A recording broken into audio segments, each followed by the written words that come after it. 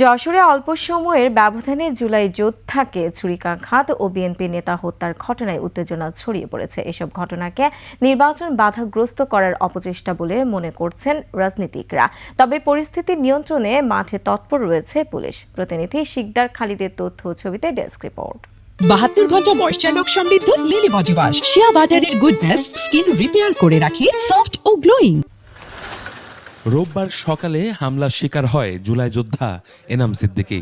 এর আগে শনিবার রাতে খুন হন ৭ নং ওয়ার্ড বিএনপি নেতা আলমগীর হোসেন। অল্প সময়ের ব্যবধানে দুই ঘটনায় যশোরে এখন সহিংসতার নতুন উদ্বেগ সৃষ্টি হয়েছে, জেলা জুড়ে উত্তেজনা।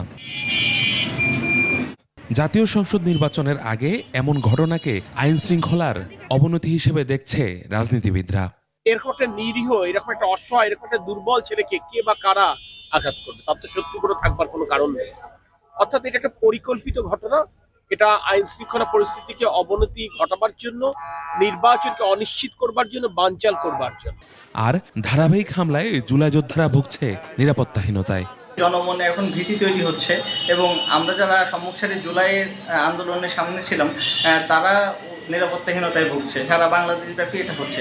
তবে আইন শৃঙ্খলা পরিস্থিতির অবনতি হওয়ার শঙ্কা নেই জানিয়ে পুলিশের দাবি, তাদের তৎপরতা অব্যাহত আছে। প্রতিনিয়ত বিভিন্ন যারা ট্রাবল মেকার, যারা ইতিপূর্বে বিভিন্ন ধরনের অপরাধের সাথে সম্পৃক্ত ছিল, যারা স্বীকৃত অপরাধী, অস্ত্রধারী, অন্যান্য যারা ছিল, তাদের প্রত্যেককে অধিকাংশকে আমরা গ্রেপ্তার আওতায় আনতে পেরেছি। যারা নেই তারা অধিকাংশ পলাতক আছে এবং যদি কেউ কোথাও থাকে আপনারা আমাদেরকে তথ্য দেন, আমরা তাদেরকে অবশ্যই আইনের আওতায় আনবো। পুলিশ পরিস্থিতি স্বাভাবিক থাকার দাবি করলেও একাধিক সহিংস ঘটনায় নির্বাচন ঘিরে শঙ্কিত স্থানীয়রা। ইউসুফ হাসান নাইম, 21 টেলিভিশন।